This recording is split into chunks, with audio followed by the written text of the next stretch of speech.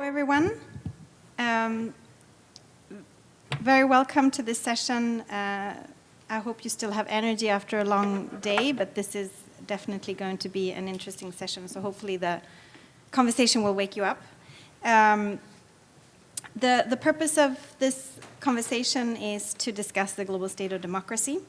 And I'm Annika Silva-Leander. I'm head of North America and permanent observer of International IDEA to the United Nations. For those of you who don't know, International IDEA is an intergovernmental organization with the mandate to strengthen and advance democracy worldwide. We're a think and a do tank, so we conduct research on different aspects of democracy, and we provide technical assistance to democratic stakeholders in new and emerging democracies. And we are very, very happy to be here today at the third Global Summit for Democracy to reflect on the state of democracy and how it has evolved over the past 3 years since the first summit was launched in 2021.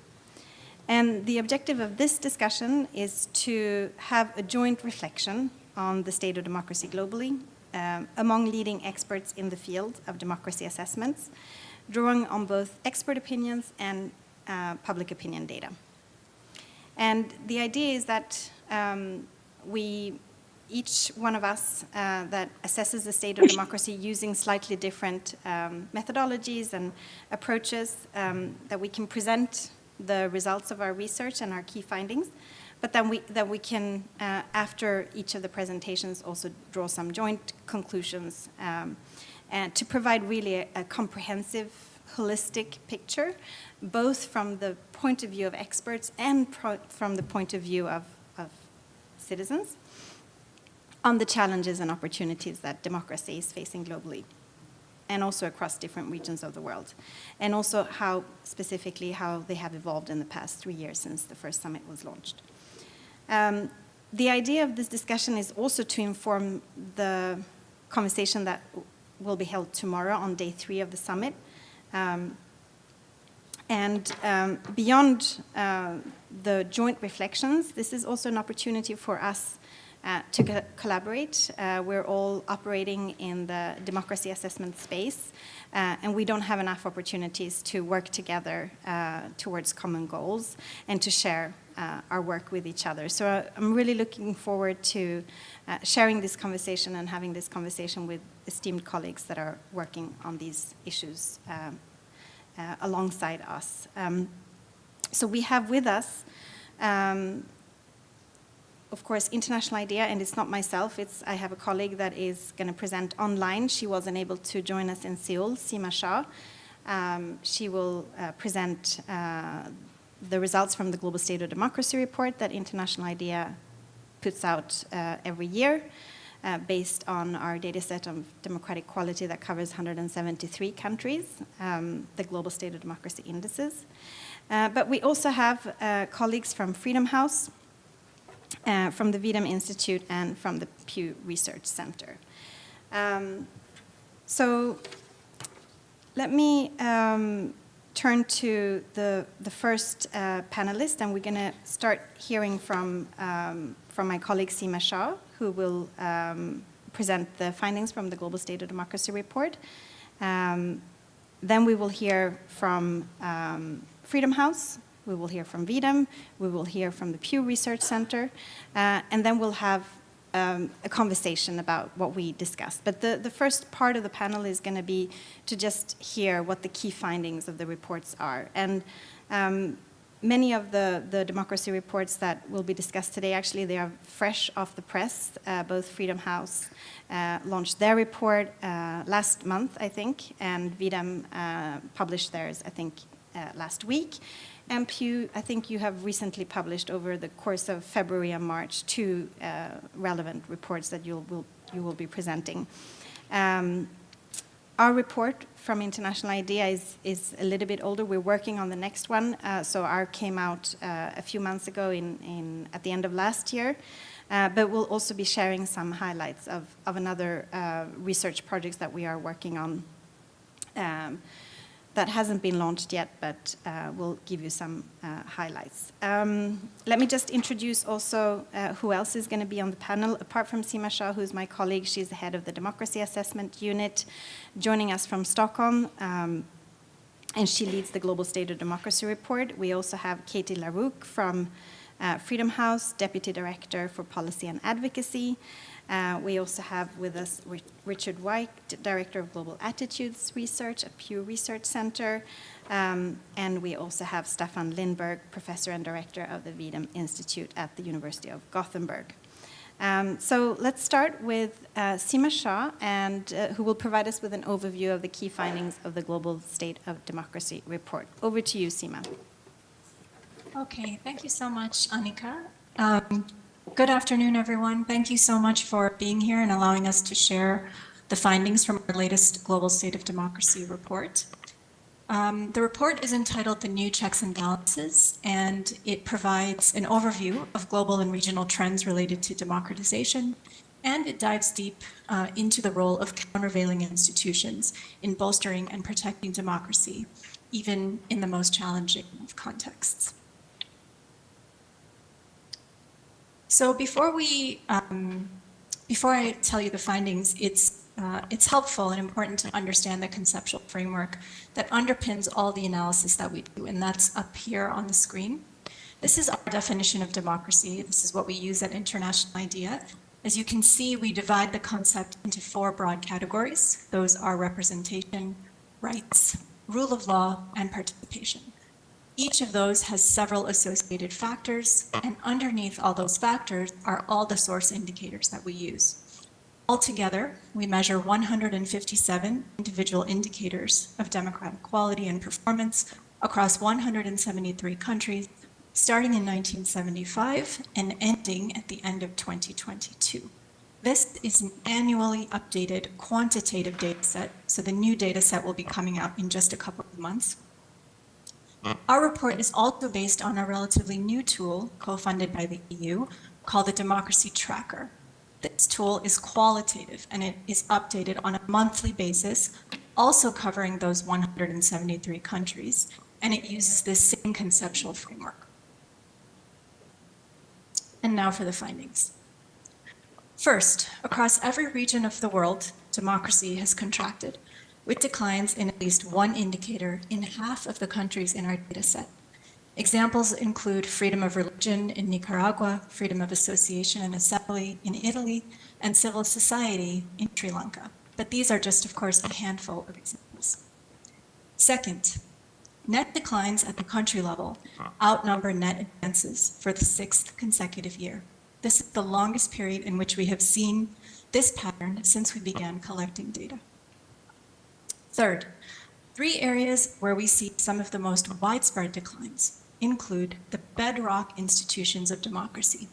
Those are credible elections, effective parliament, and access to justice. What you see on the screen are several boxes. Each box represents all the countries in our data set, so all 173. And then the gray shows you the number of countries that have not shown any significant change in the last 5 years. Red indicates the number of countries that have declined in that period, and blue indicates the number of countries that have advanced in that period. So as you can see, there's been a lot of stagnation, but where there has been movement, most of it, unfortunately, has been in declines. In addition to the concerns regarding elections, legislatures, and the courts, you can also see that states are struggling to respect people's civil liberties and to guarantee independent judges that can deliver objective verdicts. In order to understand what is happening in a more in-depth way, we devoted the report to a concept called countervailing institutions. That means the set of governmental and non-governmental institutions that balance the distribution of power within the formal structures of government, but also ensure that people's priorities are regularly featured in decision-making. They encompass what we all traditionally understand as checks and balances, but they also include organizations and bodies that keep that public perception, public set of priorities in decision makers' minds and actions. So these include popular movements, they include civil society, ombuds offices, anti-corruption commissions, election management bodies, ethics bodies, etc. The graphic that you see on the screen illustrates the roles and relative strengths of these institutions, emphasizing the importance of their independence as well as the importance of cross-institutional collaboration. When we dig into the data, we see that in the area of representation, credible elections and effective parliament were two of the most widely affected aspects of democratic performance. Coups in Western Africa especially account for some of these issues, but there are also problems in less severe contexts, including things like polling station irregularities, skewed playing fields, and media bias. These problems have been compounded by weak parliaments that struggle to contain executive overreach. One interesting new finding related to new research that International IDEA is about to launch is that the public is also doubtful about credible elections. So in 11 of 19 countries surveyed in a pilot study, we found that less than half of respondents had faith in the credibility of their last elections. This is something really important that we need to think about going forward. At the same time, it is important to remember that there are positive examples. For example, Malaysia and Latvia stood out in our data set for having experienced advances in the credibility of their recent elections. Second, in 2022, no country experienced a significant improvement in the performance related to rights compared with its own performance 5 years prior. You can see this here if you look at the bar for 2022 at the end, where you see only red, showing only declines. Performance regarding civil liberties was especially worrying, with notable drops in core democratic rights, like freedom of expression, freedom of association, and freedom of the press, impacting every region of the world. Again, some of our new research shows that people around the world struggle to feel safe in the expression of free speech. This is especially the case for minority groups and low-income groups. When we compare those groups to a representative population, we find that low-income groups and self-identified minorities feel even more restricted in their ability to freely speak. At the same time, there have been encouraging developments. In Slovenia, the public voted in reforms to strengthen the country's independent broadcaster, and we have seen several instances in which rights related to gender and sexuality were expanded. This happened in a diverse set of countries, including Mexico, India, Finland, and Spain. In all of these cases, countervailing institutions played key roles. The collaboration and cooperation between parliaments, courts, the public, and the media were key to bringing these victories to reality. We have also seen dynamic movement with regard to participation. Here you can see that there are several countries that score relatively well with regard to participation, even though their performance in rights is pretty average. We've circled Indonesia, where you can see that it scores in the high range for participation, even though its score for rights is what we would consider to be on the lower end of mid-range. This is the case not just for Indonesia, but for many countries. And we believe that it's maybe one of the best testaments to people's enduring commitment to engagement. And now, what should we do? First, it is clear that we need to refocus on the basics of innovation around strong, legitimate elections and effective legislatures. To promote and protect credible elections, we need to encourage and facilitate EMBs to work together with other countervailing institutions, for example, the media and the courts, to facilitate easy public access to the entire electoral cycle. This must come together with more transparency in parliaments and more concerted efforts by parliaments to communicate with the public and make their proceedings open, make parliamentary questioning open, and we need to encourage parliaments to engage in peer-to-peer lessons learned, as well as cooperation and collaboration with other countervailing institutions. With regard to rights, civil society organizations are critical and must continue to lead in producing data, as well as reporting disaggregated statistics that show the world where progress and declines are happening. We also need strong, independent and impartial mechanisms that can protect the activists at the front lines. With regard to rule of law, it's important to consult with judiciaries and judicial service bodies to make them part of the conversation and to co-create mechanisms with them that allow for the reporting, investigation, and sanctioning, if necessary, of actions that harm judicial integrity. And then finally, with regard to participation, cross-institutional collaboration is critical. Actors like the media, the courts, the legislatures, and independent agencies must make civil society groups priority partners. It was, as you will see if you read the report, in several examples that these groups working together is what was key to success.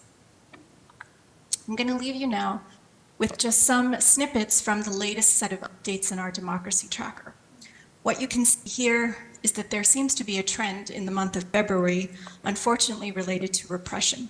We see that through laws targeting civil society, targeting opposition political parties, free media, and it's clear that freedom of association and the freedom of expression continue to be at risk. I just want to emphasize that what I've said here is very, very high level. I haven't been able to go into any level of detail. I hope you will read our report and engage with us if you have questions. Thank you so much.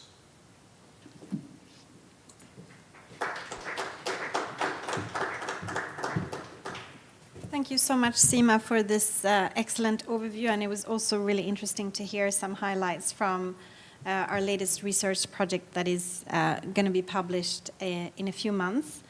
So basically what Seema and her team have been doing, we have for a couple of years now produced the Global State of Democracy report, which compiles data from 12 different data sets that we aggregate into a conceptual framework of democracy. Most of the data from these 12 data sets, and a large portion of them come from VDEM actually, but also from Freedom House. It's expert opinions generally. So what we piloted this year was in 19 countries, we piloted public opinion surveys, but using our same conceptual framework because we know there is a lot of public opinion research out there, both by Pew and the barometers, for example, or the World Value Survey. But what we try to do is to assess along the same dimensions as in our conceptual framework, what the views were of experts, comparing the views with citizens, with the public at large. But I think what was really interesting in this project also is that we also looked at the views of self-identified minority groups within countries to see if their perceptions change from the public at large and from the experts. So there are really interesting findings coming out of that report, and Seema gave some highlights, but I'm really looking forward to seeing the full report once it's out, and I hope you will read it too. So now we'll turn over to Freedom House. Katie LaRocque, Deputy Director for Policy and Advocacy. We want to hear from you what's the latest findings of your Freedom in the World report that is entitled The Mounting Damage of Flawed Elections and Armed Conflict. Over to you, Katie.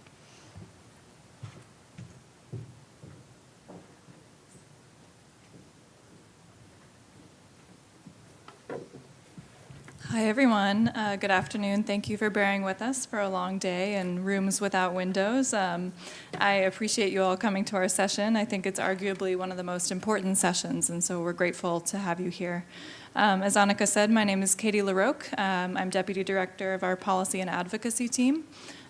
Freedom House has 3 different teams. We have a research arm, and I'll be sharing the findings of our research team's Freedom in the World report, which we published on February 29th, so just a couple weeks ago. And we have a robust programmatic team, actually. So we also work in countries all over the world, including by providing emergency assistance to human rights defenders that are facing threats by authoritarian regimes. Freedom House was founded in 1941. We're quite old in the United States. And our Freedom in the World report specifically is in its 51st year. So we have quite a bit of trend data to be looking at. We examine the state of political rights and civil liberties in 210 countries and territories around the world. We use a 100-point scale to do this, and we base our methodology largely on the Universal Declaration of Human Rights. And so it's quite actually interesting today to hear all these different methodologies align and kind of see where all of our different research overlaps and where we might disagree on some points. Last year, we were hopeful at Freedom House, and perhaps we were hopeful more broadly in the community that we would see in 2023 the net positives outweigh the net negatives in terms of how freedom fared. 2022 was a hopeful year where the margin was just 1 point difference, and so we entered 2023 with a great sense of hope. Not to be the bearer of bad news, but 2023 was a tough year for our friends in democracies and in non-democracies. So unfortunately, 2023 saw the 18th consecutive year of democratic decline. Political rights and civil liberties worsened in 52 countries. 22% of the world's population, so quite a significant figure. Only 21 countries, or 7% of the world's population, saw any improvement, according to our methodology. Today, only 20% of the world's people live in what we consider to be free countries. The top 5 declines, according to our findings, were in the territory of Nagorno-Karabakh, Niger, Tunisia, Peru, and Sudan. The greatest improvements were in Fiji, Thailand, Nepal, and Liberia. As Annika said, the title of our report, there were really 2 major things that, in our view, drove the decline in 2023. That was election manipulation and armed conflict. I'll start with elections very briefly, and I'll try to keep my remarks short, perhaps to save some time for questions and more of a discussion with the audience. But as I said, 52 countries declined in 2023. Elections and performance around the elections drove down half of those scores. So the elections were the reason why half of the 52 countries declined. So that's pretty staggering as we enter 2024, the year of elections. Unfortunately, this is a growing trend. So according to our research now, there's 35 countries around the world that do not have free and fair executive or legislative elections, 35 countries. 18 years ago, that was 21 countries. So we're seeing this growing number of countries that, in our view, no longer have free and fair elections. The irony, and I think Doug Rutzen shared this at the lunch session, is that authoritarians still go through the ritual of holding elections. There's still quite a lot of value in the perceived legitimacy of electoral performance, and they are resorting to a range of methods to try to skew the outcomes in their favor. Thankfully, those methods do not always work. But in 2023, we found 5 types of electoral manipulation that took place. And we are watching for these again, unfortunately, in 2024. The first one is controlling the competition. Second is changing the rules. Third is leveraging state resources. The fourth, challenging the outcome. And the fifth, interference by foreign and non-state actors. I won't go through all of these just for the sake of time, but I do want to highlight a few examples. The most widespread tactic that we see, and we often see this in democracies, relates to the use of state resources and institutions to tilt the playing field.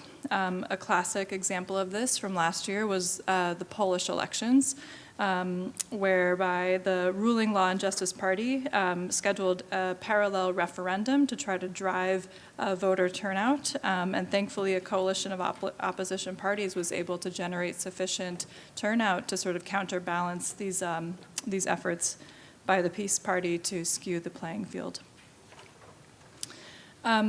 The most alarming, again, speaking about the topic of elections and things that we're watching, the most alarming tactic is one that's rising in prominence, and that's attempting to overturn voting results or preventing elected officials from taking office.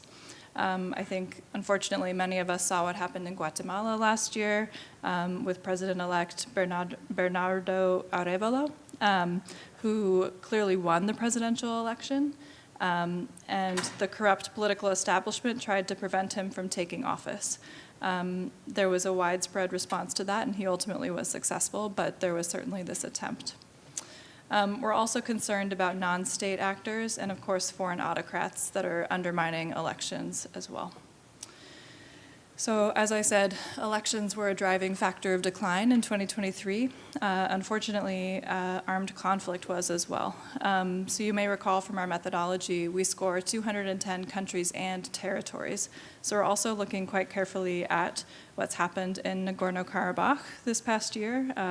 This is a region between Azerbaijan and Armenia. The Azerbaijan military entered Nagorno-Karabakh and ultimately dislodged the local government and forcibly displaced 120,000 ethnic Armenians. As a result, this territory lost a total of 40 points in our scoring, again, out of 100, so it was a quite significant decline. Of course, many of us are probably thinking about what's happening in Gaza. And that's no exception.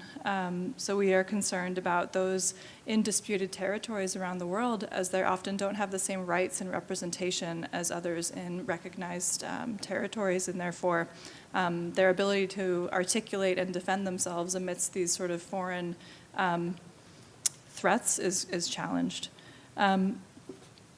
Lastly, I think it's important to note the Kremlin's full-scale invasion of Ukraine, right, which is another act of authoritarian armed conflict, which is continuing to threaten freedom and democracy in Ukraine.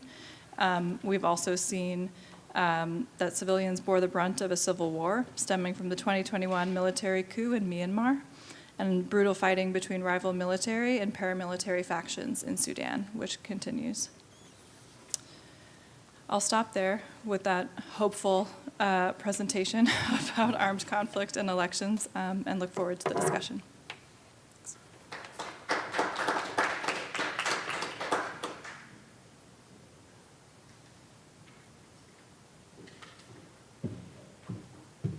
Thank you so much, Katie. Really interesting to hear it. Of course, I read the report, but it's really good to hear from you the key highlights of it. Really good report. If you haven't read it, please do. And as you can see, there were some parallels already with what Seema presented, the concerns with the decline in elections. We'll see what the others presenters see in their data as well.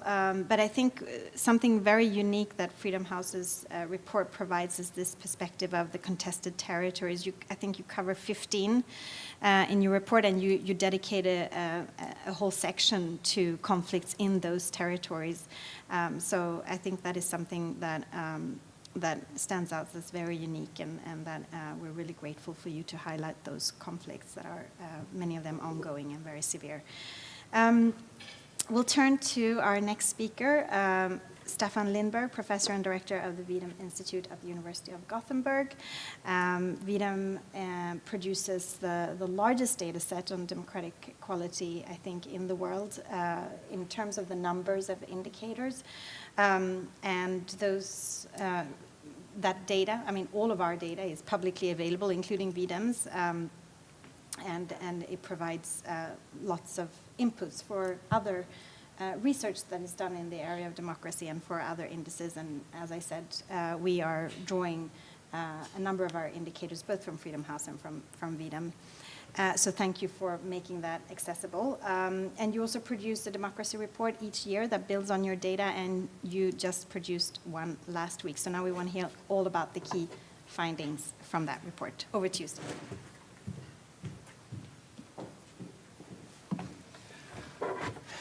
Thank you, Annika. I'm gonna, where do I turn this on? Hello? Yeah, it's on. Good. Very good. All right. The Wiedemann data set is 31 million data on democracy, 600 indicators, 70 indices. We use that, among other things, to produce the annual democracy report. This is the last one. 1.5 weeks old at this time. Democracy winning and losing at the ballot. Winning because there are cases like Brazil where democracy is winning at the ballot. But as already alluded to, and you guys know, there are also places where democracy is losing or autocracy is being reinforced, solidified, as last weekend in Russia. I'm just going to give a few highlights here in a few minutes. Some of the main findings from this report. And you guys in the back, I didn't bring binoculars to hand out, but feel free to move forward if you want. So here's our liberal democracy index, runs from 0 to 1, the average in the world. And here you have the mean development over there. You have the third wave of democratization, and then sort of a little sliding back here. This is based on country averages, right? Where you weigh on just having a government over a certain territory, which means that a country like the Seychelles, with 90,000 inhabitants, weigh as much as India, with 1.4 billion people. But democracy is ruled by the people, so we think it matters how many people are affected by a certain level of democracy. So here is the population weighted, and there you can see that the sliding back is much, much greater. And it actually goes back to 1985 in terms of world average. And here is them weighing by territory, so how much democracy there is sort of in the world in terms of territory. Again, the sliding back is greater. And here is by GDP, just to give you a sense of like how much democracy is losing in the world in terms of economic power. We put a lot of weight on the weight. We focus a lot on the population-weighted measures. And by that count, we have now, I know Freedom House, you talk about 18 years of consecutive declines. By this, at least 15 years where the countries autocratizing their share of the world population has greatly overshadowed the share in democratizing countries. So you can look at this, you can slice the data, analyze it in different ways. Here is one sort of important metric here, I think. So if you look at the countries that are democratic or they're autocratic, the share of the world population that live in non-democracies, if you like, has gone up quite dramatically in the last 20 years, up to 71% now. And just like Freedom House found, the idea I talk about, others have talked about, we also see now that elections, this core institution of democracy, is being undermined, attacked in more and more countries. So here's a graph, not at the liberal democracy index, but the components of democracy, right? Different indices for them, and here, this is 2013, only 10 years ago. And clean elections was getting better in 23 countries at the time, and getting worse in only 10. And these are all statistically significant and substantial changes. We only talk about changes and differences that are statistically significant. So 10 years ago, clean elections was improving still in many more countries than it was declining. If you're above this diagonal line, like most of the components are there, then you're getting better in more countries than it's getting worse. Now compare this to 2023. Boom. And worst of all out here, freedom of expression, we know that. That's been going on for a long while with media freedom and so on. But now also clean elections have been moving down and out here, getting worse in 23 countries, getting better in only 12. So it's been reversed, right, in 10 years. And this is a new trend that is very marked this year. And we haven't seen this in previous years' reports.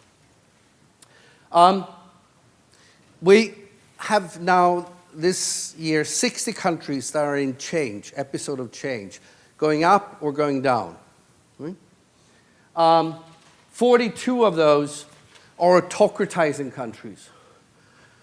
Countries that are sliding back, if you like. And meanwhile, the number of countries democratizing, only 18. You see the difference here over the last 30 years. If you look at it from this perspective, at least the last 20 years, you've had a marked, steep increase in the number of countries autocratizing, and the democratizing countries going down. So by that metric, it's at least 20 years. You could even argue that it's maybe 30 years ago we started to see this increase, the wave of autocratization. Now, over a third of the world's population live in these countries that are sliding back on democracy, and quite radical change. Here's another way of looking upon it. Okay, so there are 42 countries autocratizing. 28 of them were democracies when this sliding back happened, right? Autocracies, electoral autocracies can also get worse. Like Russia has gotten a lot worse since it was when Putin came into power in the late 1990s. But 28 of the 42 were democracies when they started. Only half are still democracies. The fatality rate is high. And the number of countries going up, the share of the world population going up. So it's, no matter how we slice the data, things are getting worse, if I put it that way, and quite dramatically so. Now, we have learned more about autocratization in the last few years, and there are at least two types. They're sort of the standalone, think India, stable democracy for a long time, and then it starts to decline. But then you have these guys. Right? You think of it as failed democratization. They were going up and then start to go down. Or failed. Right? We call them bell turn. So in the interest of time here, just look at the top 10 of the bell turn autocratizers in terms of magnitude of change. Now you really need binoculars out there. So where we are here, South Korea, Armenia, Indonesia, Niger, Burkina Faso, Mali, El Salvador, Libya, Haiti, and Myanmar. So you see they start at very different levels, and they also end up at very different levels. So they come in very different contexts. But 7 out of the 10 are no longer democracies. And we think these are important cases to compare for the policy practitioner community, compare these with successful democratization, where they went up and stayed there. And then these guys had, started the same journey, but then dropped down. Why? I don't have the answer, but we need to find out that answer. And they are similar with the democratizing countries. There's another group among the democratizing countries that are U-turns, right? That were actually autocratizing, right? So you have Brazil, Lesotho, Maldives, Zambia, North Macedonia, Bolivia, Benin, Tunisia, and Thailand. That's kind of borderline cases, but okay. And these are interesting because they were autocratizing. And then something happened, and they turned around. Again, should compare them with those that went down, like Turkey, and then stayed down there, right? Then we can get clues to what can we do in terms of programming and interventions to support developments where you stop the autocratization and turn it around. Okay, just this final note here on the 2024 year of elections. Everybody knows now here, record number of countries, record share of the world population. It's never been that much. Okay, so it's worrying. It's a make or break year for democracy. I'll show you something here that makes that even more worrying. We have, of the countries holding national elections this year, we have 60 of them in our data set. 31 are in countries that are in decline, where this election this year can really be a make or break. Because the critical elections, as Annika also talked about, I think, the elections can really be used by autocratizing incumbents to break democracy and really speed up the process of autocratization, but it can also be used to turn it around like it was done in Zambia not long ago. And there are very few countries, only 3, that are in democratizing contexts. So I think that puts another perspective on this year of election and how worrying it is. Thank you for a few minutes of giving some highlights from the report. Everything is available on our website, of course, including the data. And thank you for listening.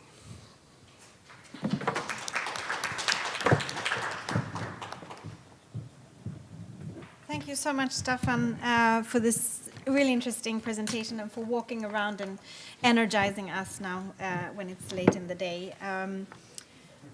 Also, thanks for all these new concepts that you've introduced to help understand the phenomena that we are observing and also differentiate and nuance some of the developments that we're seeing. So just have to remember the U-turns and the bell turns and all of that, but once I get the grasp, I think they are very useful concepts. We'll turn now to our last presentation, and then we'll have an interactive discussion. We're now going to turn over to Richard White, Director of Global Attitudes Research at the Pew Research Center. If you don't know Pew, and Richard will talk more about it, they produce public opinion data. And so Richard and his team have been looking at how people perceive democracy, and if that we'll figure out for ourselves if that aligns with what has been shared in terms of the expert opinion on this. You have come out recently with 2 reports, so we're looking forward to hearing some findings from both of them. Over to you, Richard.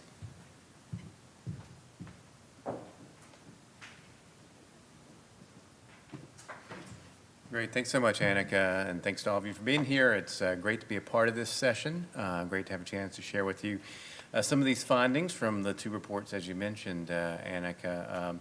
The team I direct at the Pew Research Center is the Global Attitudes team, and what we do is we study public opinion around the world on a variety of different issues, including a lot about democracy. So these 2 reports that we've released over the past few weeks look at attitudes towards democracy, and in particular, a lot of it focuses on the concept of representation. And broadly speaking, what we see is that people continue to endorse representative democracy as an ideal, but they're often pretty frustrated with how it's working, and they don't feel like they're being represented the way they want to be. So we'll walk through a few slides here that highlight some of those key findings from those recent reports. First, just a little bit of background on the survey. As you can see here, it was conducted last year in 24 countries around the world. We always want to do more countries. We're doing a 36-country survey right now and pursuing some of these same issues in that research. The main thing I want to emphasize right now about the methodology is that in every country where we work, we get a representative sample of that country's adult population. So in terms of age, gender, education, income, other demographic factors, our sample very much reflects a country's adult population. And I'm happy to talk more if you have questions later about the methods, about how we go about doing this kind of work around the world. So I'll start off with a set of questions that we and other survey researchers have asked over the years. We basically read people a list of 5 different kinds of government, and we ask them for each one, would this be a good way or a bad way to govern our country?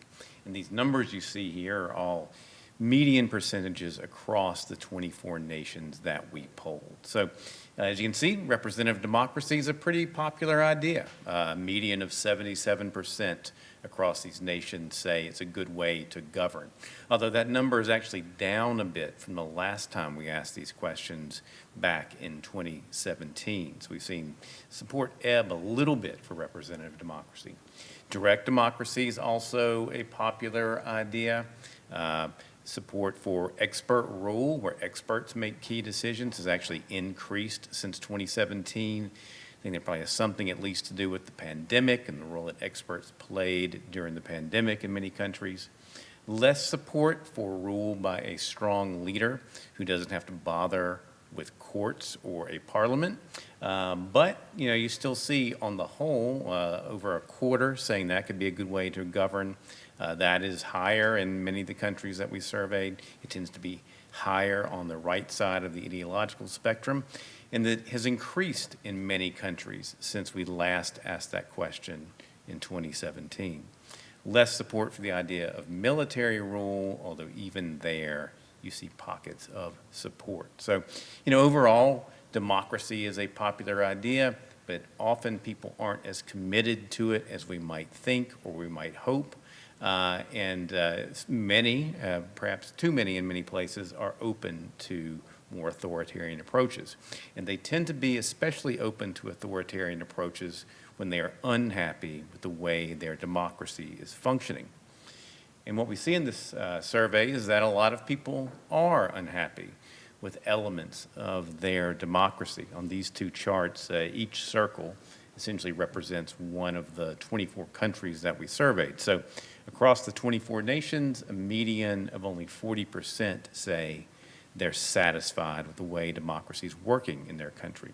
You can see not many countries beyond that 50 percentage point line, right? So not many places where a majority say, I'm happy with the way our democracy is functioning.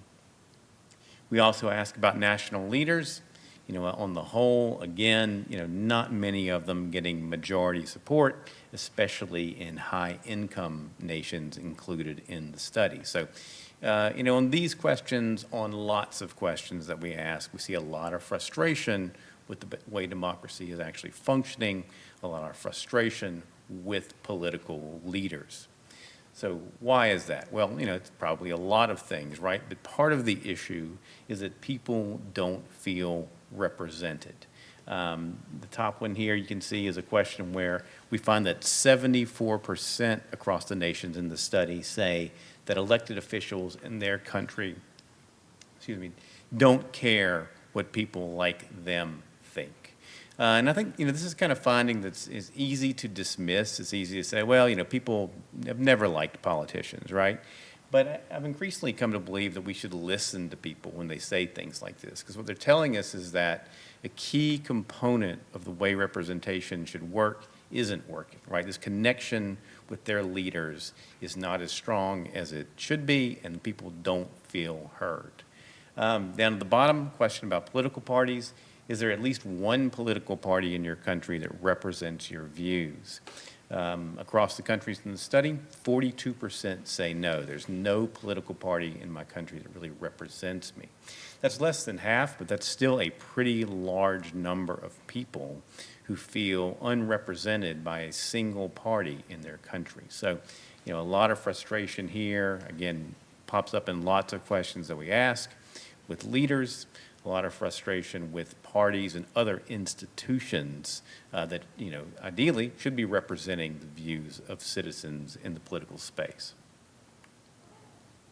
We wanted to also see not only what people's complaints were about the way democracy is working, but get at some ideas that might improve things. So this is a set of questions where we gave people several different backgrounds of elected officials and say, would it improve policies in our country, make them worse, or would things stay about the same if we elected more people like this? So I think, here what you really want to look at is the balance between get worse and improve. So overall, what we see is that there's a lot of interest in electing more women, more people from poor backgrounds, and then maybe especially relevant to the themes of this summit, electing more young people to political office.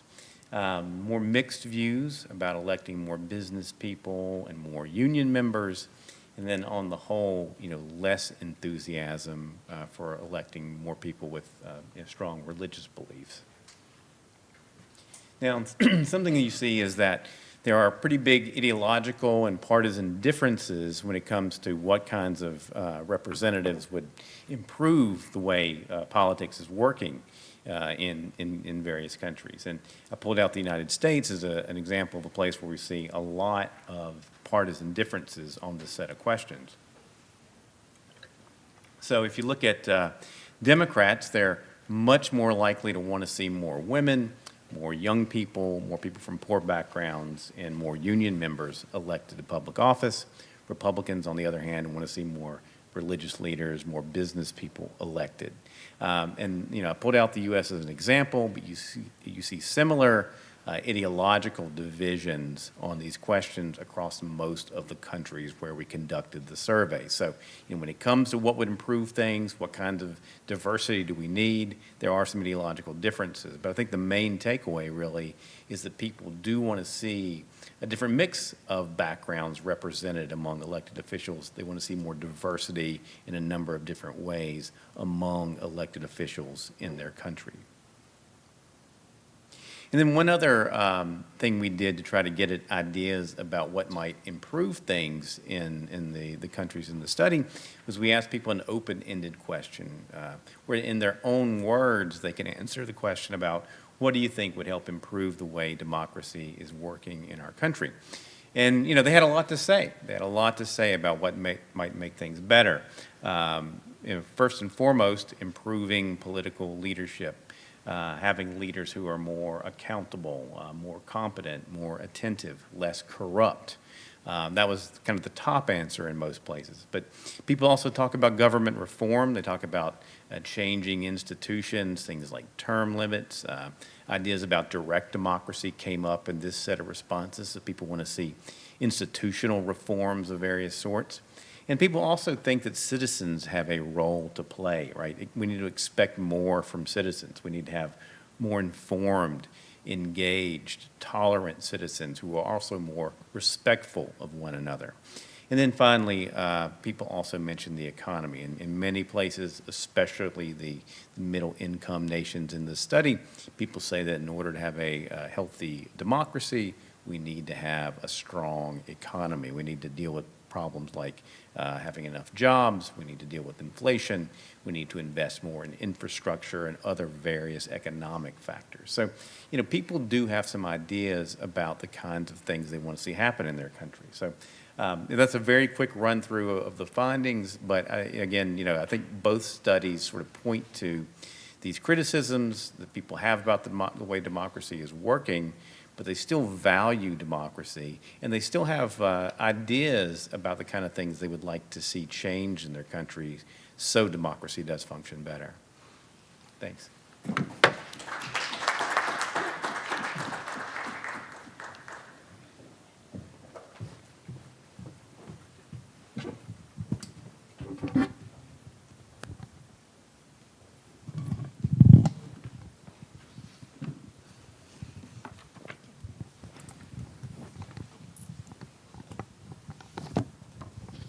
Women's side and men's side. Oh, okay. Can you hear me? Oh, yeah, perfect. Okay. Very, very interesting presentations, all of you. Some similarities in terms of the findings, especially when it came to the key declines that we are seeing in the expert opinion data, the electoral declines that we have seen in recent years. And Richard coming in with the very interesting perspective of, what do people think? That there is still quite significant support for the idea of democracy, but declining support for the delivery of democracy. What I wanted to do before we open up for questions, I'm sure you all have a lot of questions in the audience. I just wanted to pick up on some of the things that you described and dig a little bit deeper. I think this is the third Summit for Democracy that is held. The first one was held at the end of 2021. You all come out with, well, at least Freedom House and VDM and IDEA comes out with reports on democracy every year. Pew, it's not periodic like that, but frequently.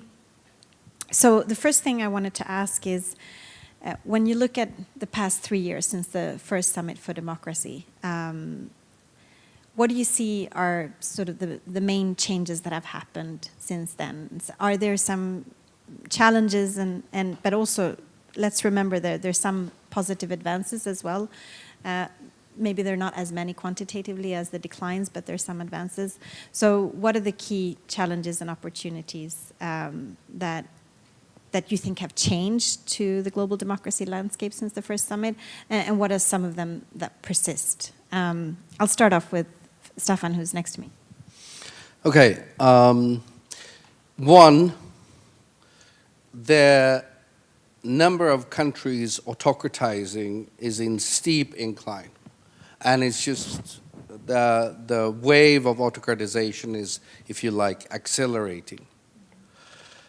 Two,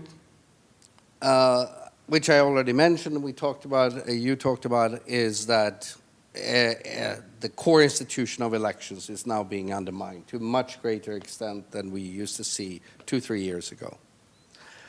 Three, I think we have learned how vicious the enormous increase in spread of disinformation and misinformation is for democracy, driving polarization that is being used to undermine democracy and paint your opponents as enemies of the nation that can legitimize that we attack their civil society organizations, their media, and so on, and eventually put them in jail, right, or worse. So those would be my three things that we've seen in the world, but we've also learned these 3 years. Wasn't sure if we were going down the line. I totally agree with what Stefan has said, and I'll add perhaps 4 more variables or sort of threats to freedom that Freedom House is tracking, partly based on what happened in 2023, but these are also sort of nascent issues that have had an impact over the last couple of years, but we're watching them with some concern that they might actually get some legs and do more damage. The first is the role of organized crime and gang violence. So we're looking in Ecuador, for example, a presidential candidate was assassinated this past year after leaving a campaign rally. We're looking at, in Mexico, we're seeing widespread violent crime, kidnapping and extortion. Gang violence in Haiti, of course, is in the news again for important reasons, concerning reasons. And so this is an area where we see, one of the things that I should stress is that freedom in the world measures not so much a government's performance, but how people live their day-to-day life, how they experience freedom. So that is impacted not just by the government's performance, but by external variables as well. So when you see this sort of destabilizing force within a country, we're quite concerned about it, and we think this is on the rise. The second issue is the freedom to practice a chosen religion being suppressed. We think that this is probably going to get worse before it gets better, and we're keeping an eye on it. In fact, we saw this in the United States this past year. There have been a number of attacks against Muslim Americans in the aftermath of what's happened between Israel and Gaza, and so it's a space that we're watching closely. The third is a crackdown that's been quite devastating, actually, on LGBT rights around the world. There's been a number of restrictive laws, frankly, through many different regions around the world. I'll highlight Russia, which is a country that I work on quite a bit. They passed extensive anti-LGBT policies already, but this past year they banned the quote-unquote international LGBT movement, whatever that means, as extremist. So we continue to see a growing amount of repression against our friends in the LGBT space. The fourth and final sort of threat to add to this already perhaps a bit gloomy discussion is the treatment of migrants and refugees. I think, we're seeing them being arbitrarily deported and detained. We can look at what happened in Pakistan last year, where the Pakistani government rounded up about, I think it was, 500,000 Afghan refugees that had fled since the Taliban came back, and they were pushed back into Afghanistan. So these are 4 areas that I think we need to add to the mix and keep an eye on. Thanks. Yeah, I mean, in terms of our data, I think it's been a fairly negative trend as well. That question that we ask about how satisfied are you with the way democracy is working in your country, it hasn't moved in a negative direction everywhere, but in many countries, just over the past couple of years, we've seen a downward trend on that question. I mean, one thing to keep in mind when you're talking about public attitudes is that, how people feel about democracy is going to be influenced by other things too. So we've also seen some pretty negative economic ratings over the past few years as people have experienced inflation coming out of the pandemic. So that's part of the story too. And the general public mood hasn't been great in a lot of places, and that affects, in lots of ways, how they feel about the way democracy is working. Inflation slowing down in some countries, maybe that will lead to a bit of a rebound in the public mood. Maybe that'll lead people to feel better about the way their democracy is working, too. The one other thing I would add, that just to follow up on things you've said, Stefan, about polarization, is that's certainly a big factor in many of the countries that we look at. We regularly see in our data on all sorts of different issues, severely polarized publics. You see it somewhat here in South Korea. Yeah, you see it in particular in the United States. The United States really stands out often in our data as being the most divided, the most polarized society. There's scholars in the U.S. who write about partisanship essentially becoming this sort of mega identity in the United States that encompasses other forms of identity and leads people to kind of otherize their political opponents. So I would totally agree that polarization is a big part of these negative trends that we see, at least in a lot of places. Thank you so much for these perspectives. And let's not forget Sima, who's joining us from Stockholm. Do you want to give some perspective on what do you see as the key evolution between the first Summit for Democracy and now in terms of the global democracy landscape? Sure. So instead of repeating data findings, maybe it's helpful to take a kind of step back, because one of the things IDEA has noticed in the recent past is louder and more aggressive pushback against the narrative of support for democracy from countries that are powerful and continue to be democracies, although they're declining in several ways, like India, for example.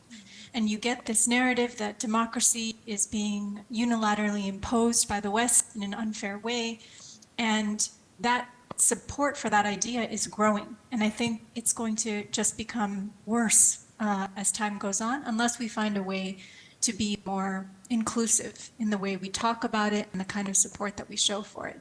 That's one thing. And then to pick up on some of the stuff that we saw in our own survey and what Richard pointed out in his findings is on the micro level nationally also. I think we need to think more about neglected indicators of democracy that relate to marginalization and social group inequality and how certain parts of the population suffer disproportionately and don't have access in the way that your average citizen does. I think those are important ones. Great. Thank you so much, Sima. Really interesting perspectives, and if I can try to summarize, there were a lot of issues, and it looked like you coordinated before because you added, you didn't repeat. But clearly some of the things you said come from the first finding that you pointed out, Stefan, which is this increase in the scale, the scope, and the speed of autocratization. And there are a number of issues that you've pointed out that come from that main issue. The attacks on LGBT rights, the attacks on religious freedom, and maybe something, treatment of migrant and refugees, maybe that's more in the social sphere. But clearly those are very linked to the autocratization trend. But there are other factors that have been pointed out that stem from more complex issues, like the rise in organized crime and gang violence. But that impact on the perception of democracy and the public perception on democracy to deliver, and also pushes people towards authoritarian-leaning leaders that propose strongman solutions and authoritarian solutions to address those issues. And we've seen that in El Salvador, for example. And then issues linked to disinformation and polarization, which have increased in the past years and which are likely to increase further with advent of AI. I have one more question, and then I'm thinking we should turn to the public to ask if you have any questions. But since we're here at the Summit for Democracy and we've assessed also how things have evolved since the first one, I wanted to ask all of you, and we'll start with Sima, since you're on the screen so we don't forget you. What role do you see as the Summit for Democracy playing in addressing the challenges that we have all noted, but also in harnessing the opportunities? Over to you, Sima. I think one of the ways the summit is in a unique position is that it brings together not just experts, but representatives of states who care about these issues. And so it is a chance, a unique chance, I think, to grab hold of the narrative and shift it in the direction that we want it to go by showing unity around some of the areas of democracy that have been neglected and which could bring more players to the table in support of democracy. The other thing that our report found was that despite all the declines we've seen in so many different indicators, we have seen continuing strong engagement at the public level. People are still participating and want to participate despite the fact that the rights that facilitate that participation are often being attacked. They keep going despite that. So I think finding ways to support those enthusiastic members of the public who keep support alive is important, especially in non-democratic contexts or contexts that are just challenged by conflict and some of those things. And then the final thing to watch, I think, is the fact that, I think Katie said it, migration and the way refugees are being treated.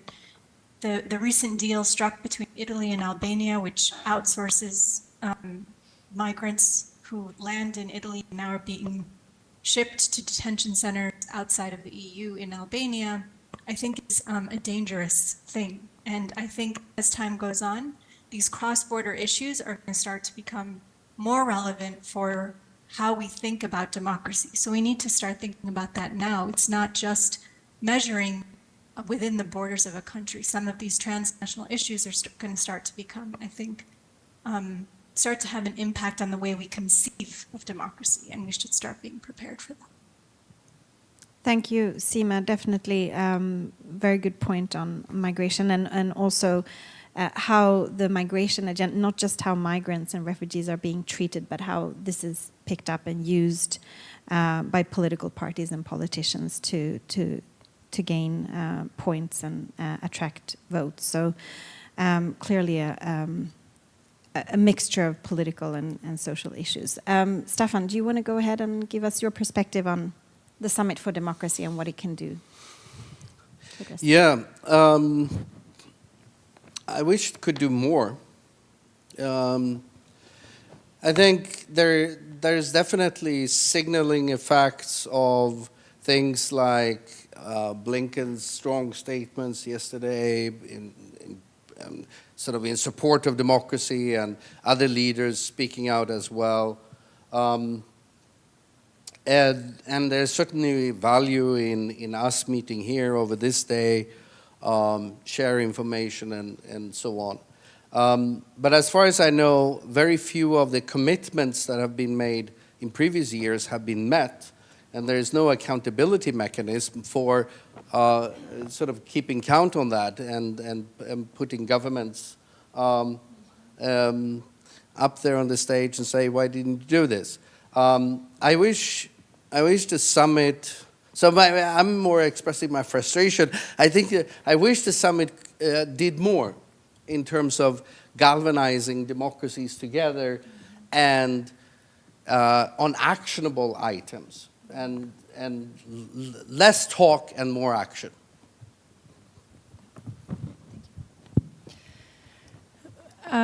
Couldn't agree more. So I think I have a number of thoughts. I've been working on the Summit for Democracy since the first iteration of it, and I've seen it evolve over the years. I think Seema's right. I think we're losing the narrative of why democracy matters and why we need to rally around the democratic flag. I think authoritarians, given the state of our information integrity, the mis and disinformation, the foreign authoritarian influence that we see in our countries, authoritarians would love us to believe, and I think many of us are starting to believe, if we look at Pew's data, that democracy is ineffective, that maybe it would be great to have a strong man leader to, rally around to fix things. It's more efficient in autocracies. I wish that, sort of echoing Stefan, I wish the summit had done more to be more energetic and inspire those that were there to really see the value of democracy. And that's not to say the summit can't do that. In fact, I think it has done it in a lot of different ways, but to have that be the overarching narrative, I think would be impactful. Another thought that I have, I agree. So the first Summit for Democracy required government commitments. I think this was a really unique and actually really important piece of the summit, structure and what it was designed to do. To Stefan's point, they've not all been followed through on, and then the second and third summits, didn't have this commitment feature. And I think that if the summit continues, we should bring that back. That's a really important way of holding governments accountable, holding ourselves accountable as watchdogs, and maybe even requiring commitments of those of us in the audience and here on this stage of what is civil society committing to do. But I think we need to hold each other to a higher standard, given the stakes that we're dealing with. And the third and final thing I'll say, the Summit for Democracy could be a really important rallying cry for governments to act with more consistency, and we need to live up to our values. As Seema said, we very much, toe the line and do the right thing in some instances, and then democracies are completely absent when other atrocities around the world take place, whether that's because of, some sort of short-term perceived security or economic interest. I think I think we need to call each other out when we do that and act in accordance with our values, because every time we fail to do so, we embolden autocrats. They think they can get away with it. In fact, very often they can, and they do. And so we need to be consistent, we need to work together, and we need to raise our own bar and expectation. This is the first summit of Summit for Democracy that I've been a part of, but I do think there's real value in bringing together, various stakeholders working on similar issues, right? Whether it's government or NGOs or researchers, to make sure we're not all, talking past one another. I think sessions like this are valuable so that we're seeing what the common themes are between, the various research projects we're involved in, or maybe what the differences are as well, right? So we're not just putting out our reports and trying to get attention for them and not seeing what the sort of, we're learning from the collective efforts of all of us. So I think there's value to those kind of things.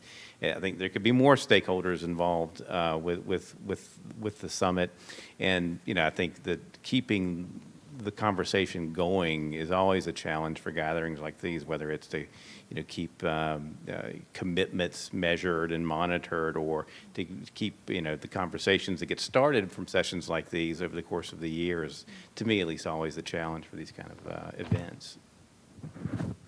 Thank you. So really good points from all of you. What I heard you saying is that Summit for Democracy is a valuable space, bringing us all together, government, civil society, intergovernmental organization, academic institutions. It connects us, but it needs to do more, and that hopefully future summits can also bring back in the elements of commitments, which was an important feature of the first summit, and that we haven't seen emphasized as much in this summit, and that really turns the words into action. But that this space of dialogue and meeting is valuable in and of itself as well. I think I just wanted to point out two things. One is a shout out to the Global Democracy Coalition that has been running in parallel to all the in-person sessions here in Seoul, events around the world with civil society organizations, private sector companies, academic institutions that were not able to make it to Seoul, but that wanted to participate in this conversation. And we facilitated International Ideas convening the coalition, but many of you here on the panel are part of the coalition. There were around 40 events that were happening virtually or hybrid in many different countries of the world. And then when it comes to the commitments, we would like to have seen countries make commitments. Well, the jury is still out on that, because tomorrow countries will make their statements. So maybe there will be some countries that will make commitments, so we'll have to see what comes out of that. But also to show governments the value of commitments, the partners in the Global Democracy Coalition made their own pledges. And we made a total of 123 pledges. Please, Elisenda, correct me if I'm wrong. I think 60 organizations made pledges. And we presented them on Friday last week. We'll be happy to share that with you to show that the importance of everyone making commitments to protect democracy and strengthen democracy, not just governments. I wanted to see now if maybe there are some questions in the public to any of the panelists. Great. And if you can give your name and the organization you represent. Thanks. Hi, I'm James from the Asia Center. Hi, Seema. Good to see you on the screen as well. I thought whether we could reflect on actually the status of the Summit for Democracy, in the sense that, this is all administration-based. We have seen many versions of it come and go. As different US administrations come and go, it shifts. If we look at this part of the world, whether it's the Bali Democracy Forum or the Korean Democracy Foundation or even TDF, as governments come and go, that shifts. So the question here is a state-led democratization approach useful or even working? Or do we have to flip it and give the steer to civil society because that remains a constant, right? So I thought, it'd be interesting for us to kind of think through that. Thank you. Who wants to take this question? I'll take a swing at it. As someone who's spent probably too much time in my professional life thinking about the Summit for Democracy, I appreciate your question and I like your question because it is worth taking stock of where we are as we think about, will there be a fourth summit? There's been a lot of incredible work, especially from the Global Democracy Coalition coming out of all of this. What do we do going forward? Where I would slightly, perhaps, I don't know if I'm disagreeing with the premise of your question, but one of the things that I think we need to try to save as we think about the future of the Summit for Democracy effort is the fact that it initially, through the cohort process, brought governments to the table with civil society in a way that I think was really valuable and unique. Where we go from here will be interesting, but I don't want to lose that equal participation in advancing these initiatives that we had through this initial summit framework. I think the beauty of civil society and why we're all here in Seoul is because we will continue to be active and work together and share, but what we always lack is sort of having the government listen and to do things with us and to respond. And so that's the piece that I think we really need to fight to protect. I think civil society can and should probably offer a vision for what the fourth summit should look like. I'm not saying that we should take ourselves out of the equation, but I think that to be successful, we need governments at the table. Frankly, I think there's a lot more that they could do. Great. Does anyone else want to answer that? Or?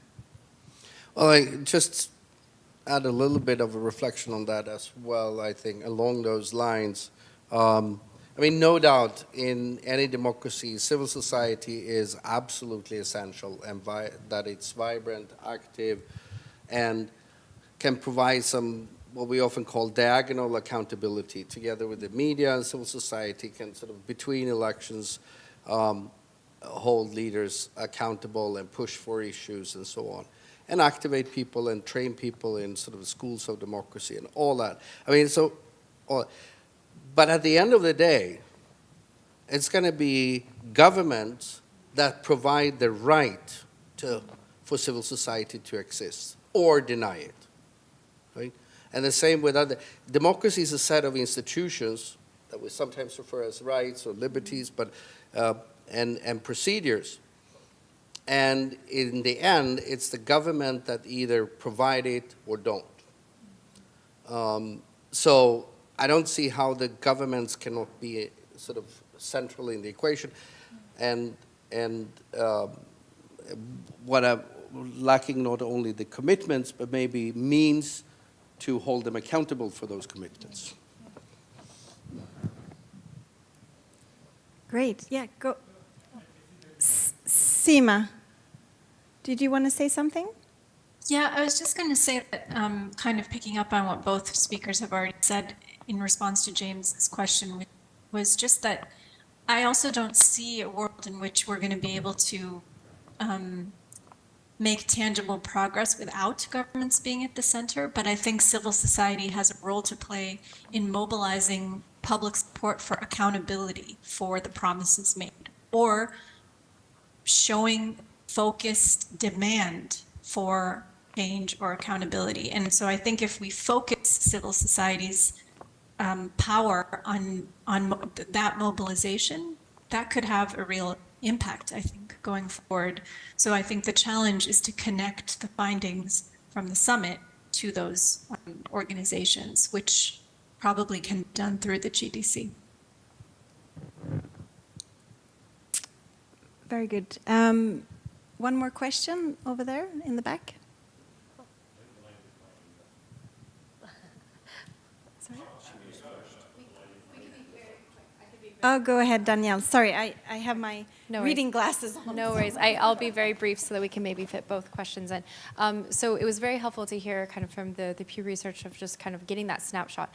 We conduct a yearly democracy perception index, which I have to say is very much in line. So this is good and bad news at the same time. One thing we've noted, and Seema, you've actually referred to this, is we've seen economic inequality for the last 2 years as 69% as one of the biggest challenges to democratic satisfaction. So the issue, followed by corruption, was closely right after.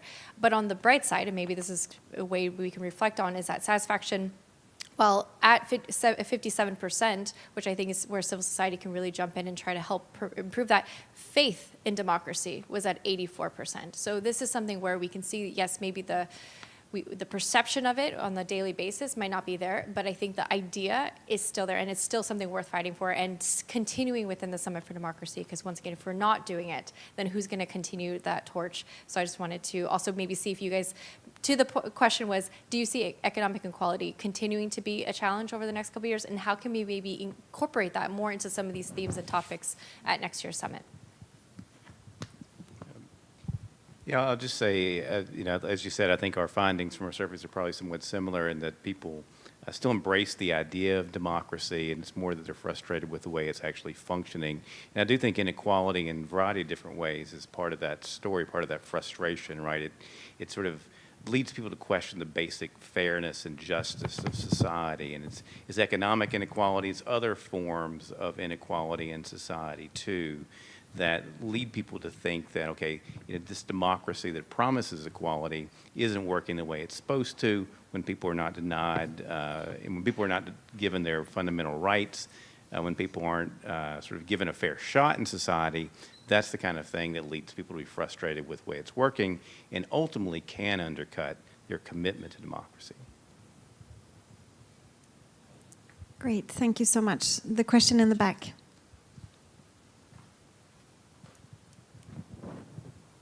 Thanks. I just wanted to pick up this gentleman's question. I'm Ian Walker from New Democracy in Australia. I like the question. I just wanted to flip the other way. You said there's too much state and government involvement. Where are they? We work with 50-odd organisations like us around the world. We asked them about the summit. We can't find a politician who cares. So my provocation to the panel is, isn't that the problem? We've got politicians responsible for democracy. That's like putting a rabbit in charge of a lettuce. The temptation is too great. Isn't that where we need to drag them to the table? I'd love every country to have 4 to 6 politicians here. Is that what we're getting wrong?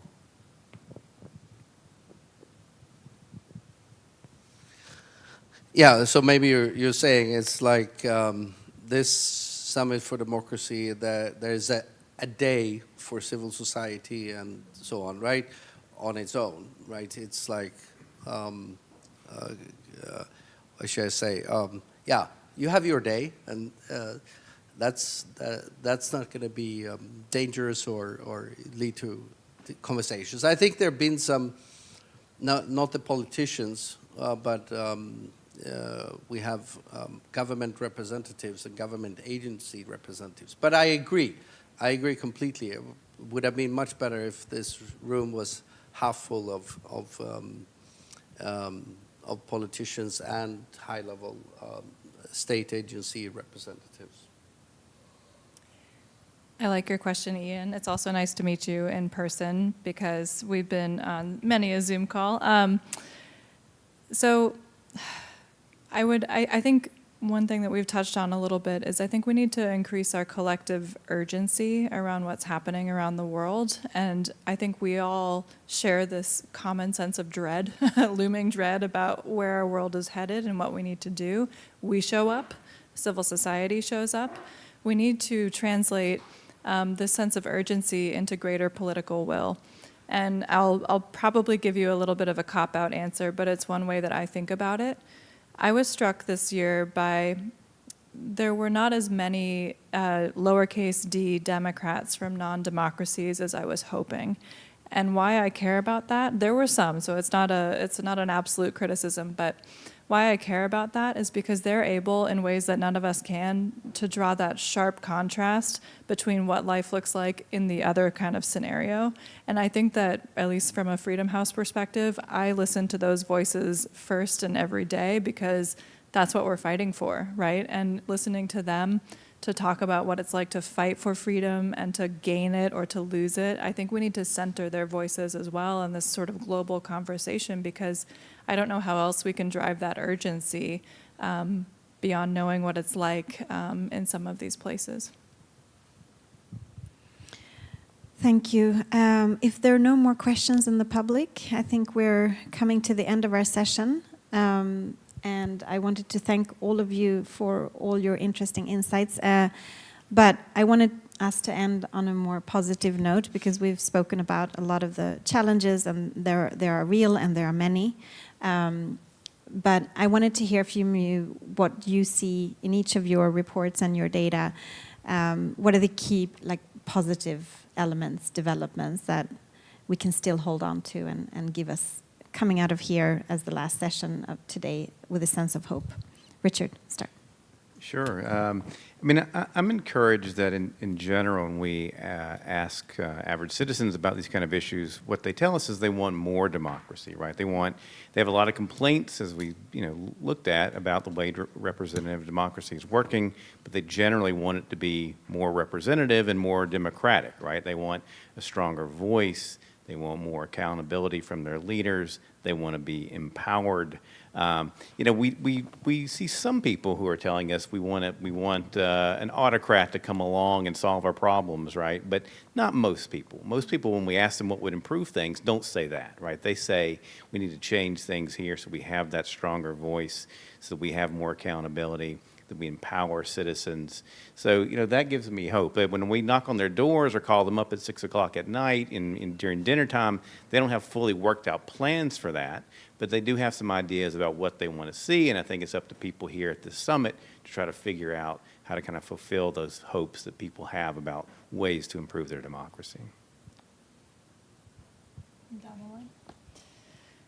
What gives me hope is, frankly, I touched on this in my last answer, but it's the fact that despite all of the setbacks that we saw in 2023, or in any other year, frankly, there are always people in every single country, no matter how repressive, how not free, how authoritarian, however you define and measure it, who are fighting every single day for this, who literally risk life and limb, their family, to see a world where their country is free. And I feel as though we need, as I said, we need to listen to these voices and hear these stories more, because if this weren't fighting for, people wouldn't be, thrown in jail or murdered for their efforts. And referencing Freedom in the World data, I actually, it's funny, maybe I sound a bit jaded, but I had to kind of read this twice because I was struck by it. But more countries are free today than 51 years ago when Freedom House started our Freedom in the World report, which I kind of had to read twice. But when we started our survey in 1973, 44 of 148 countries, so 30% were free. Today, it's 83 of 195 countries, or 42%. So we've gone from 30% to 42% free according to our methodology. But yeah, so there's a glimmer of hope to end on. Oh, okay. I think the most positive thing that we have, based on our data and the research in this year's report, are the U-turns, right? The cases that stop, not only stop autocratization, but turn it around.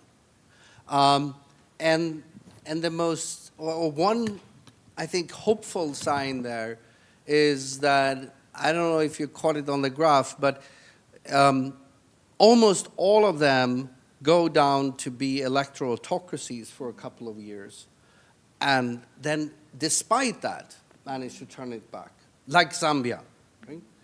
And we have now a paper on this that we used this methodology and looked at all cases, not only of autocratization, but also of U-turns since 1900 to the present. And there were 98 U-turns. That's about half of all autocratization episodes are turned around relatively soon. And I think that's hopeful in this wave where the number of autocratizers increase. So at least we can hope that about half of them are turned around, they become U-turns.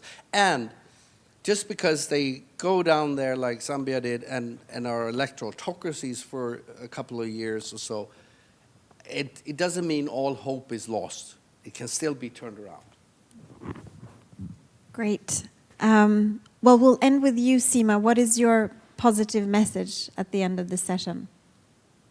I think based on our data and also what Richard showed in his data, I think hope is people and their continued interest and engagement and resolve, despite all the difficulties, to keep fighting for this.